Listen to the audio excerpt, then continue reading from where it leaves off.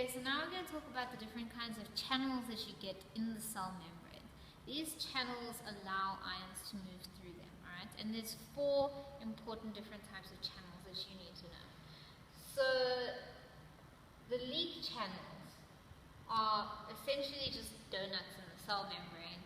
They're always open, they just allow the natural movement of ions through them. So that's how your potassium and your sodium ions will naturally move in and out of the cell, just through the leak channels, right? Because they're always open. And then you get voltage-gated channels. Now, we can say, in a sense, they're channels that are closed, and the key that opens them is a certain membrane potential, right? It's a certain voltage in the cell, right, that will open those channels. And then ligand-gated channels, the key to them would be chemicals, such as hormones and neurotransmitters, right?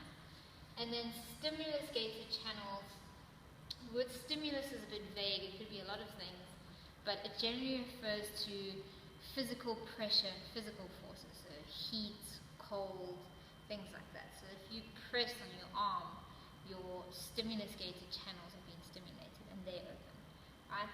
So the leak channels are always open, but these last 3 channels will only open and close depending on if they have the key.